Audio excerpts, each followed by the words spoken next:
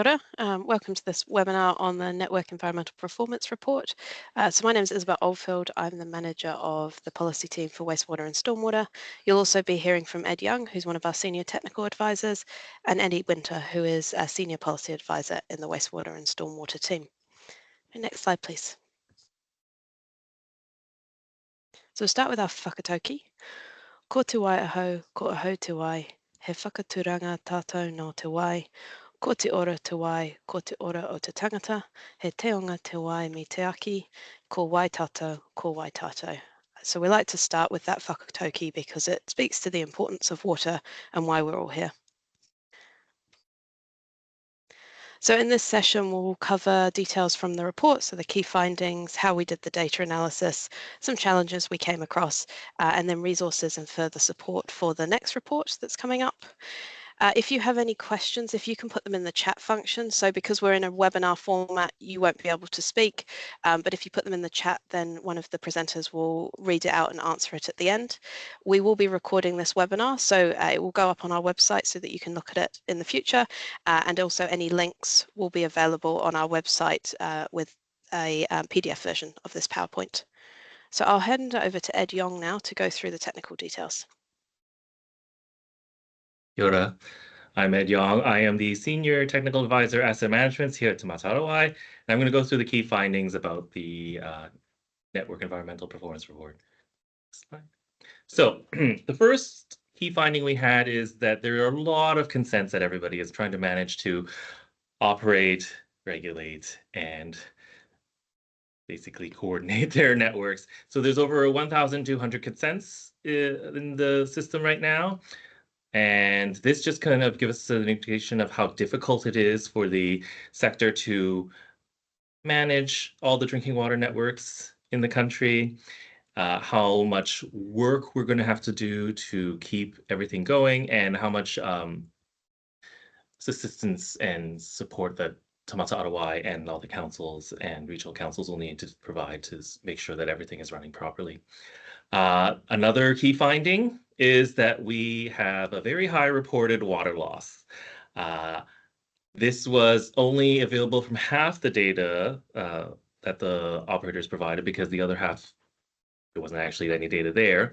So the average confidence for the reported water loss was less than reliable. And this indicated that most of the operators don't really understand how water loss is affecting their networks. So this is an area that we really need to start improving in. Next slide. From the data sets that we collected, there is not really very much evidence given to how it's giving effect to Te Mana and Te Wai, because when we were analyzing the data, we found that there was a large amount of volume of water being taken from the sources, so groundwater and surface water sources. But there was also really high water loss, which means that a lot of that water that they're taking is actually just being leaked out into the ground or into the surrounding areas. So this doesn't really give effect to Te Mana and Te Wai. This means that we probably need to do more work in the sector to try to use the water more efficiently, try to manage the sources better, and try to minimize the leaks so that we can give effect to Te Mana and Te Wai. And this also means that we'll be extracting less water so that it can have minimized droughts. Another one is most network operators have done a critical assessment of their assets on the drinking water side, but because this year we didn't actually ask how that assessment was performed, right criteria that was used, or what level of criticality was desired, we don't really see that we can compare that this year. So really, next year is going to be an iterative process. We're going to start adding more measures to try to get a better understanding of how criticality is working inside of the New Zealand water industry. Another really big finding was there's a limited amount of information that was being provided about assets in the sector. So a lot of the water infrastructure measures that we got, there was a very low confidence in the response rate, and there was a lot of information missing from that section as well. This was very telling that there's not a lot of knowledge about what's assets are in the ground or in drinking water networks right now. And some highlights were like all but one operator were able to provide percentages of pipes that have received the condition assessment. And even with the other ones that have provided condition assessment, we only got 59% of them had an assessment, and 13% of the 59% that were assessed were in very poor condition. So that gives you an idea of how little there is being done to try to assess conditions of pipelines right now. And it's also translated from to the above ground assets as well. So data analysis. This was a fun part. Next slide. We try to do the data analysis as efficiently and effectively as possible, but please take into consideration that the data was very scattered and there were a lot of holes in it due to people not understanding what the data required, what the measure required, or not having the information to put into there as well. So that ended up creating a lot of gaps that we had to analyze around. So the first thing we did was we tried to separate all the data into two categories. Central government, so that'd be Department of Conservation, Ministry of Education, Department of Corrections, and then New Zealand Defence Force. Some of the measures really didn't apply to the central government departments. So what we ended up doing this year for this year's submission is just modifying the spreadsheet a little bit so that it'll be a little easier to fill out. Only 3 government departments were able to provide data for the NEPR. So it was kind of difficult to create a separate data analysis for them on their own. So we lumped it in with the entire data analysis. When we were doing it separately, it just didn't have enough points to create a nice correlation so that we could get something to review. The second group that we created was the local government, which is territorial authorities and council controlled organizations. We did have some regional councils submit as well because it's required. So any regional council that has an operating network also submitted data. So we actually lumped both of them together. So another thing we did was we did sort out between different source types to try to figure out if there was any correlation between the data based on how the water was taken from the environment. So we have groundwater sources, surface water sources, and then we have a category that was a mix because some networks actually only did ground, some networks only did surface, but a majority of the networks did a little bit of both. So it was a very manual process because unfortunately, when we were going through the data, they didn't really, a lot of the suppliers didn't really specify whether it was ground or surface. They used other terms. So they were like infiltration gallery or bore spring or lake, river. So that's why we had to end up going through it manually because trying to program something to adapt to all those different parameters was a little bit difficult. Another parameter that we separated by was sort of the data by was by population density. So we did rural, urban, and mixed rural urban. So rural population densities was, I believe, less than 5 people per square kilometer. And then urban was greater than 200 people per square kilometer. And then there was that gray area between that was the mixed. Another thing we did was data outliers. Trying to address that was a little bit difficult because sometimes we had some results that were probably 5 or 10 times higher than the next result after it. So, or so low that it was 0, which didn't really meet the data requirements that we're trying to analyze. So what we did was, in order to fix that problem, we ended up taking a 5th and 95th percentile for any of those data sets that were really extreme in range. If they didn't have a significant dispersion like that, then we just use the entire data set because it's better to have as much data to analyze as possible when there was available than trying to cut out pieces of it. So some challenges with this data. Here's some figures about how much of the quantity of data that we got. So we had 48, which is 60% of the operators submitting data on the 30th, which was the due date. We had 21% of the operators we had to give an extension to, so that was until mid-October. 8% of the operators submitted after that date even, and then one operator submitted it so late that we couldn't actually include it into the analysis. So this year we really want to focus on getting the data into Tamatawai on time. So we're trying to give all of the resources, spreadsheets, submission tools, everything as advanced as possible so that you have as much time as possible to try to get the data into us. Network data. So this is an interesting situation that we encountered. So we've had from the suppliers and operators reporting that there were 493 networks. Unfortunately, when we were doing the analysis, we only ended up ingesting or uploading 393 networks into our database. We were aware this issue when we were working on the data set. Well, after we finished working on the data set, and a lot of you wrote in saying that, oh, some of our networks are missing. So thank you. We really appreciate that because, again, this is the first year we're doing this report, and it is very collaborative and iterative process. So we're both going to end up making mistakes. It's going to be a ongoing learning process, but because of this, there were several networks that didn't get into the report. We're right now reviewing the data to try to manually ingest the missing networks. But because of that, we've removed the raw data from the website. And until we get all of that data into this raw data spreadsheet, we won't publish it yet. Once it's done, we'll put it back up there. We don't think that there's going to be a large change in the overall message of the report because a lot of the networks were on the smaller scale, so more rural ones, and they didn't have a huge impact on what the actual overall message of the overall analysis provided by the data did in the report. So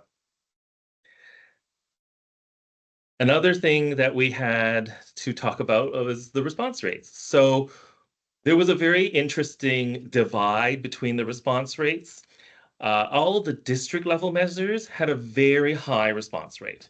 The lowest ones were around 56% for the above ground assets receiving condition grade, 63% of the above ground assets having a condition grade. And then I think that was the typo there, but I think it was the below ground. But and then percent of fire hydrants tested in previous years was 65%. However, the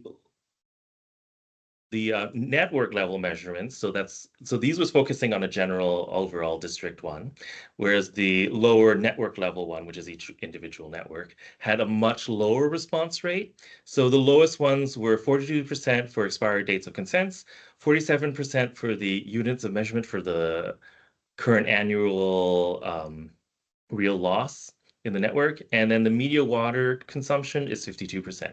So this really highlights that on a whole level, like on a council level or an operational level, there is very good data. There's a lot of information there, and people are managing that. But when you get down to the nitty-gritty details about networks and how each one is functioning, that's a little bit more vague, a little bit more gray. So that's something that has to get developed over time. Confidence ratings for the measures followed a similar trend there was a higher response rate for the district level measures and a higher confidence in that data. And the lowest ones, again, in even the response rates for the district measures were around asset management. So a lot of it was about fire hydrant testing, properties affected by water restrictions, and then the FENS codes of practice. So that relates to a bit of the firefighting and asset management stuff. And then the next one for the response rates regarding the network level measurements was drinking water supplied to water network, non-residential water use, and then again, the CARL measurements, units of measurements. So from a lot of this, it really seems like water loss and asset management are the two measures that had the least confidence and the least amount of data being reported about it. And that is very indicative of what is happening within New Zealand right now. There is a very low amount of data available about how the assets are performing and how water loss is being tracked. And that really needs to be improved to try to better the system, because to have good asset management, you do need to have good data, and to manage and prevent water loss, you do need to actually know where it's happening. One of the biggest issues that we had was the units of measurements. So I understand that the units of measurements weren't really that clear on the spreadsheet that we provided for the upload last year. This year is going to be a much cleaner and much more clarity provided about what units of measurement you're supposed to be using. But I think that when we were doing the analysis, we ended up having a lot of issues with the units of measurement. So one of the big ones was kilometers of pipe, because some of the suppliers ended up responding with kilometers of pipe over 100,000, which is a little difficult to have inside of New Zealand. We don't have that many pipes. Another thing was the electricity grid. We actually had a comparison between the electricity used and the electricity generated, and we had some sites actually saying that they generated more power than they actually consumed, which is a little bit difficult to believe, because it is a lot of power necessary to treat water. So it was kind of a clear indication that there wasn't a lot of review done on the power side of it, and there might have been issues with units. And then for the network level measurements, we had some issues with average pressure of a network, because we actually had some that were in the thousands and hundreds of thousands for pressure, and we just think the units were a little bit maybe confused there. There was also some confusion about the Carl measurement, so the current annual real loss. There was a liters per day per connection, or cubic meters per kilometer of pipe per day. That really was due to population density and number of connections in a certain length of pipe. So which would flip-flop between which one was being used. But then some people started reporting annual loss per year, well, an annual loss in cubic meters, which wasn't really what the current annual real loss units are supposed to be. So we think that might have also affected the calculation for the ILI. And then there was also some confusion with the median residential water consumption, because some people put down it was 0, and some suppliers ended up putting down that it was maybe 4 or 5,000. So just this kind of data discrepancy ended up making us think that there was a issue with units. So as I said before, there was some challenges with the consumption and loss of water in the network data. Only 65% of the operators actually provided something for the medium residential water use. Most of the suppliers had a median confidence level reliable of the response rate of 52%. So that's just a little over a half of all suppliers actually understanding how much water is being sent to their networks and people are using, which isn't great, because it doesn't really help with the analysis of, again, water loss, water use, water consumption, and network demand management. So that's just something that, again, we need to uplift as a sector. There was a lot of issues with the current annual real loss, because there were, again, here's some of the units that they put it in. So there was a liters per connection a day, and the cubic meter per kilometer of pipe per day. But then we also had cubic meters per day, and we had cubic meters per year. I also got some like 10 cubic meters per year, and then I had some without any units. So there was a lot of confusion about what units are supposed to be used with the current annual real loss. So that is going to be clarified in the spreadsheets this year, so that we can actually have a standard across the Carl.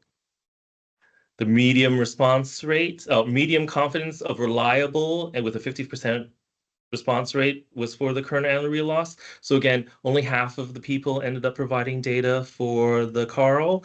And we did do analysis around the CARL. It was a little bit challenging, and we do hope that everybody provides data next year so that we can actually figure out what the national average will be.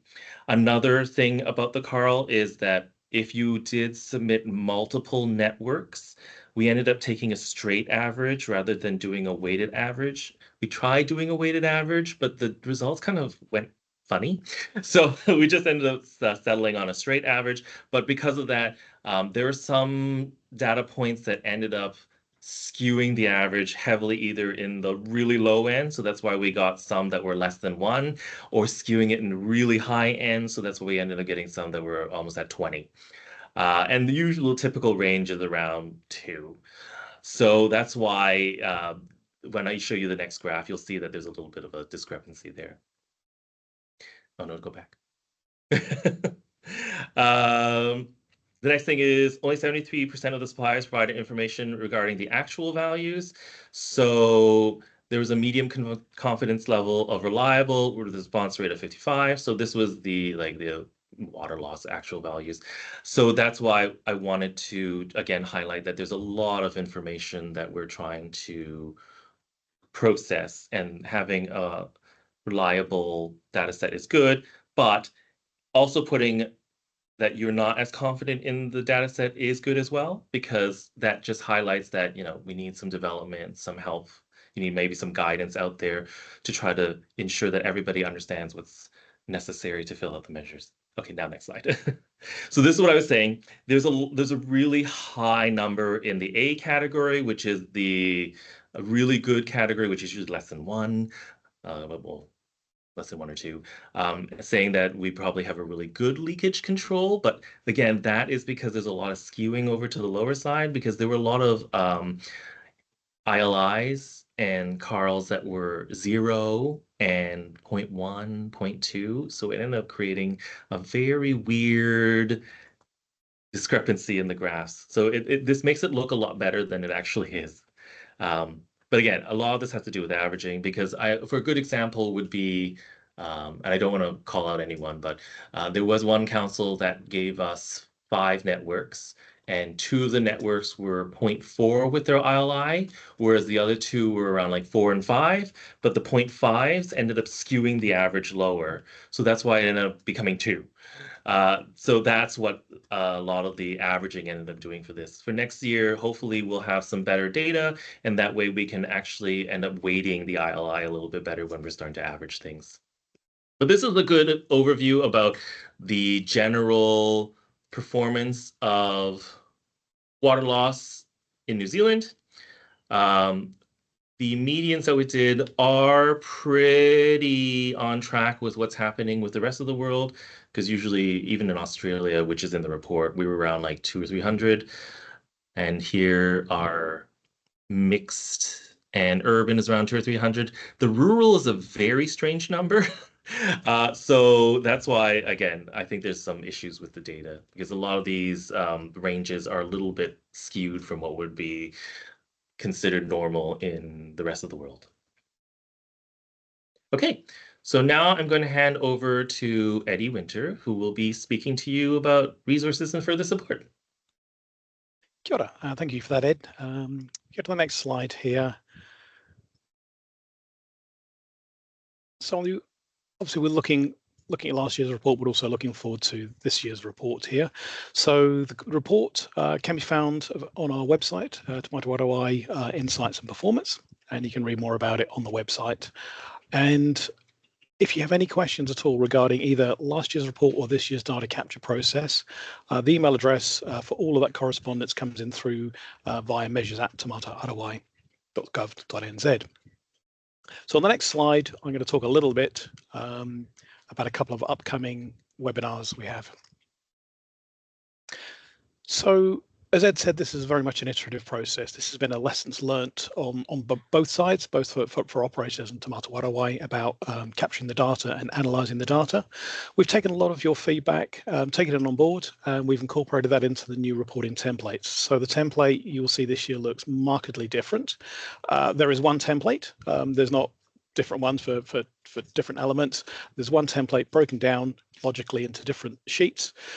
We've added notes, we've added units of measure, we've added examples for every one of the fields, and we've also added some ranges. So there's an expected range. So an example, again, talking to Ed's example there, if you had a reference pressure in kPa, we would say reference pressure in kPa, and we expect that between X and Y. So that's giving people an indication of where some of those figures should fall.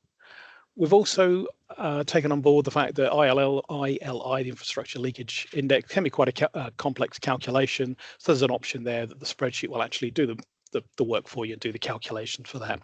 So we're taking on board a lot of those things. That template has been revised. That's now up and available on our website. To help you use the template, there's a couple of webinars coming up on 17th and 18th of July, which you can click here and register, or if you go to our website, you can register. So those are two webinars specifically talking about how to fill in the template, and there will be Q&As throughout that whole webinar. Also, throughout August and September, we're here. We're here either at any point via the measures at Te Mata Warawai email address, and we are running a series of drop-in sessions. So every fortnight we're going to be running a drop-in session for anyone to drop in, ask any questions that you would like throughout that. So I will hand back to Ed, I think, for the next slide, if there are any further questions. Okay, I will go through some of the questions in the chat. So Bruce Apperly, it's more of a statement than a question. This was a bold statement that most operators don't understand their water loss and not backstopped by comments about the actual resources available. I understand about that. I did bring it up at the beginning about how difficult it is to manage all these water networks, especially with all the resource consents available. And yes, there is a lot of issues with lack of resources in the industry right now. And I apologize that I didn't say that earlier, but it is another thing that is actually contributing to not having enough information about the networks, because what's happening that we saw according to the data is that we don't have a lot of information that's been submitted to us, and that does account for either lack of resources or lack of understanding. So that's a caveat on my part. I just jump in and say as well, we did provide that context in the report as well, both in the executive summary and in the body of the report. So next question, which government departments did not supply data and what was their rationale for doing so? So the main one that we had challenges getting data from was education. They have a lot of different sites that they have to manage, and they didn't really use the template properly. So they did provide some data, but it wasn't what we needed to put into our reporting, so that's why it was excluded. Next question, 20% of the data is missing going by those supply numbers. I'll just jump in here, Ed, because I saw which slide that was in reference to. Okay. So where we said there were, I think about 100 networks where we identified that there was a network, but we didn't have the data for it. Some of that is because we've missed that data, but we know some of that is because the network operators told us, for example, they had 20 networks, but didn't provide data for a number of them, presumably because they didn't have data for those networks. So it's not the full 20% that we didn't pull that data across, but it is something we're actively looking at the moment, and we will give an update once we have understood the impact of the networks that we have missed. Okay, thank you. Next question. Maybe worth noting that operators don't and should not aim for 100% physical condition assessment coverage. We assess statistically representative samples based on attributes, example, pipe material, service age, ground condition, to extend to an assessment of the network. That is fine with us as well. We're not asking for 100%. We're actually asking for maybe more than half. Just there is it's not the, So the whole thing is we are still developing these measures, and there's a lot of work that needs to be put into it to finally get a good picture of what New Zealand assets really look like. So one of the biggest things that we're going to try to look into developing is probably criticality, and also maybe developing our measures a little bit further to try to understand the asset portion of the performance a little bit better as well. So that's, again, this is all an iterative process. We're going to be improving the NEPR over the years. So this is all good suggestions that we are putting into future development. Do response rates refer to given or an affirmative response given? Example, for FENS code of practice being adopted. Yes, so the response rate is usually when they give any response. So what we're saying is if there was some value in the cell, or if there was a yes or no, then they have responded. If there was a blank, then it was not a response. And that ends up calculating into, a percentage of how many responses there were and how many councils there were, and then how many responses it was actually filled out. So that's what the response rate was. So when I talk about response rates a lot of the times, and I say say 51% or 62%, that means like 51% of the people actually gave a number, whereas a lot of them were left blank. So that's what we want to try to improve over the years, because we want to create a better idea and a better view of what the water sector is actually doing for their network performance. Residential meters are required to closely define residential use. Quite a few operators do not have universal metering and will have had to guesstimate reuse. Yes, we understand that as well. We're aware that a lot of people are doing night flow monitoring and other estimation of, processes to try to figure out what the flow rate is. And it is a challenge, but it is something that would really improve the water sector, because then there would be abilities to measure how much water and where it's going and how much is leaking. It's just, again, a suggestion, not a directive. It is just saying that, yes, this is something that we need to develop for further improvement. A lot of what is being asked is quite labor intensive for organizations that don't have Zoomy systems to spit out the data required. These same organizations are also resource poor and simply do not have the time to undertake a detailed analysis for the data. We understand that as well. There is a lot of resource challenges, but data is a cornerstone to having improved asset conditions and asset management. I think it is really important to have data in order to try to figure out long-term strategic planning, funding models, preventative maintenance scheduling, criticality assessments. Like, all of that is really important, and it really needs data to inform that. Like, before this role, I used to actually operate all the wastewater treatment plants here in Wellington, and I knew how important data was. So I was trying to actually push us into a system where we were gathering data so that we could make informed decisions and better budgeting. But that's just something that I like doing, and I think it's a very good industrial practice. And I think having that data there just helps a lot more to provide backing to what you want to do, get the funding that you might need, have the evidence that you have to prove that, something might be failing, something might need replacement. So that's why I usually highlight a lot about data and how important it is. And that's why it's important to collect data, so that you can actually have that information and backing, so that you can go out there and make sure that, look, this is broken, or this is in this sort of condition. Then you can go and talk to councils, whoever's providing the financial support, and get that money so that you can start fixing things and having that long-term plan, so it's not constantly firefighting. Because I understood that too, because I had a lot of that too.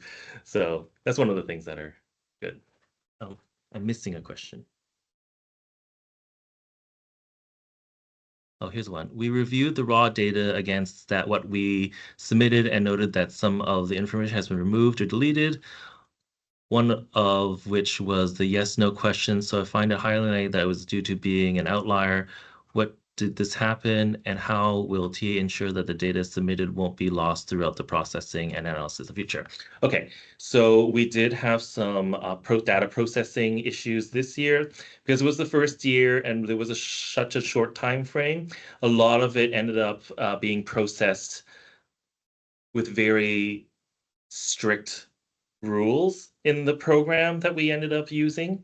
So it might have thrown out some data that we might not have thrown out ourselves.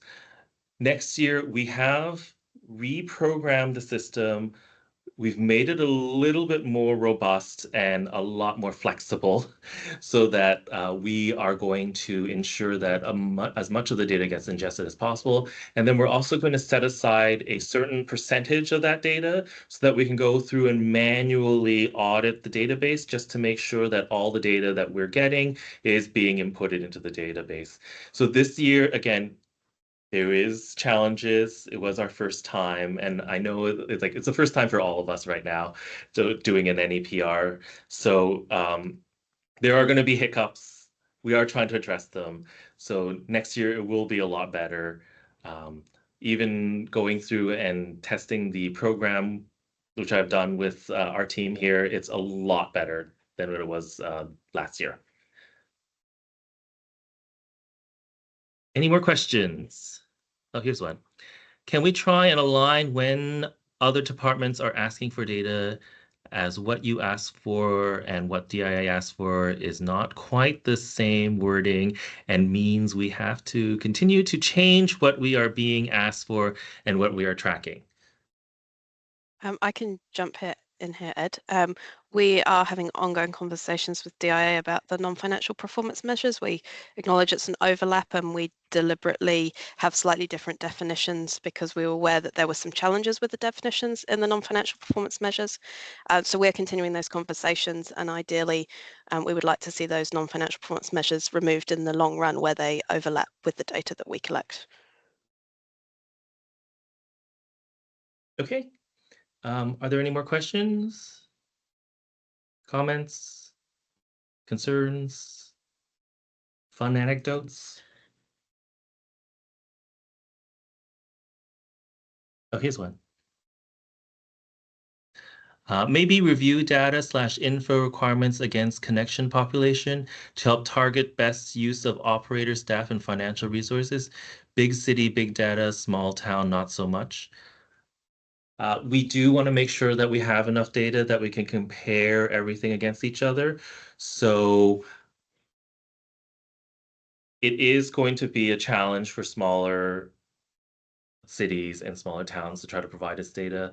We do still hope to get a certain level of data so that we can keep everything consistent, and that we can actually compare things together with each other, because it is a challenge. I understand that. We all understand that, but it is necessary to try to keep a good view over what the water industry is like.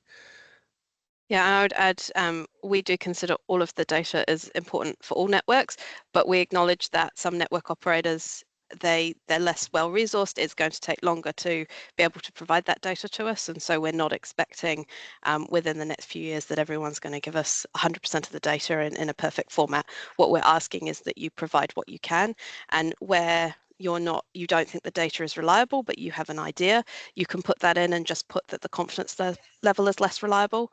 And also in the data collection tool for this next year, we've provided an opportunity to write comments so that if you want to provide any context for those data that you provide. Also, we have what works for cities never works for small towns. We understand that. We try to create the measures so that they are applicable across both. But again, like Isabel said, as long as you have some idea of what that data is or what the results might be, you can put comments in and you can put a low confidence. That is why it's really great to have this confidence rating here so that we can understand what your challenges are, what you think you have problems with the data sets. And Don't be afraid to put a low confidence or saying you don't know. It is fine. We're not witch hunting here. We're literally trying to get a snapshot of what the industry is looking like and how everybody is performing. And this will just help us get a better idea and a better view to help the sector, as well as developing further tools or developing guidance or developing this report format in the future.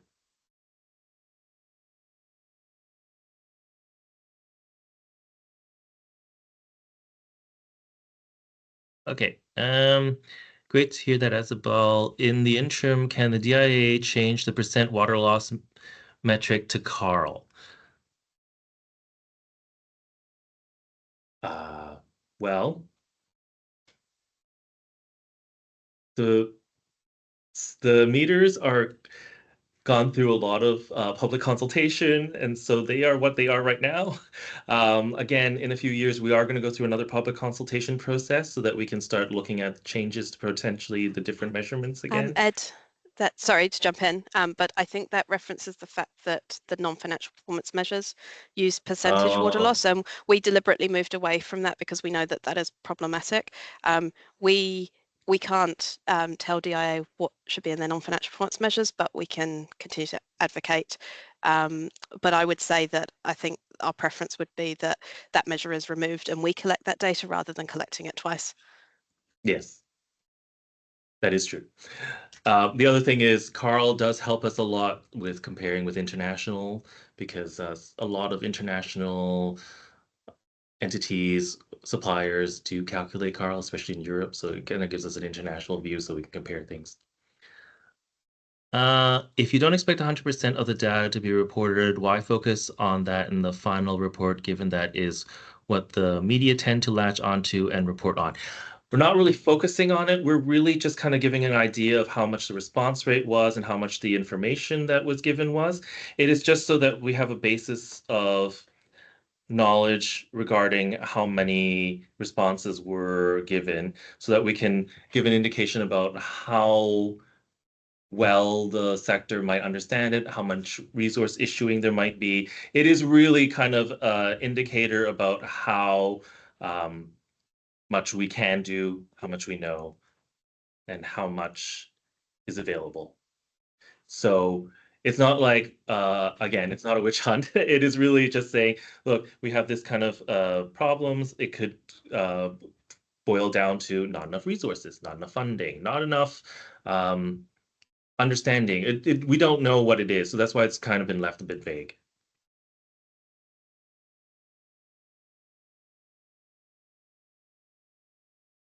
Any other questions?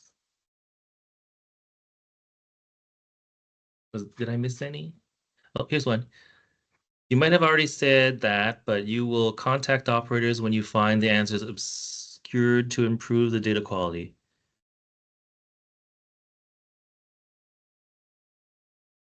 Eddie, you want to Eddie. jump in? Yeah, I can possibly speak to that briefly, Ed. Thanks for that question. So there were a number of data points we received last year where we looked at the data, not 100%, but there are a number of the key fields where we looked at the data. It looked to be out of the expected range, and we did contact a number of operators to say, you provided this data, we would expect it to be in this range. Here's the opportunity for you to resubmit your data. And a number of people took that opportunity up to actually come back and go, oh, yep, my mistake. I used meters instead of kilometers or whatever. They've resubmitted the data. We would look to be doing, as Ed said, a bit of a manual verification process this year. If there are some apparent outliers, we would go back to the individual and say, look, do you want to resubmit this? We think it might be out of line. That won't be 100% of everything, and there, as Ed said, there were a few that we missed, but there is an opportunity if we do see some outliers for you to resubmit. Correct. Mm-hmm. We also this year in the data collection template, we've set it so that if you go outside of a fairly wide expected range, it physically won't let you put that number in. So if you think that number is still correct, then just give us a call or an email to discuss, and we can check units and things like that. But otherwise, we're hoping that that will reduce some of the real outliers that we received this year. Yeah, that was exactly what I was going to say.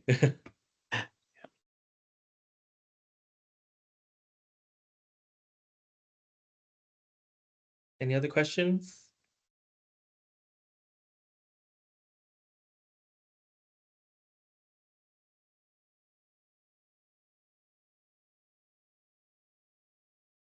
I just want to take the opportunity to thank all of you for coming to this meeting. And again, thank you for providing the data. Without you, we couldn't do this, literally.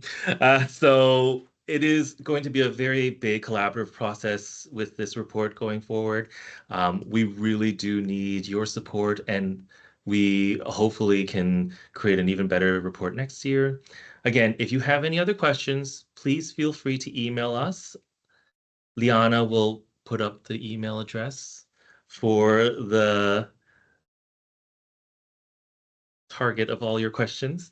And since we don't have any more, oh, I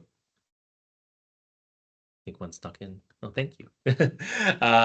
We will end the webinar here. Thank you. Again, feel free to contact us if you have any questions. We're happy to answer them.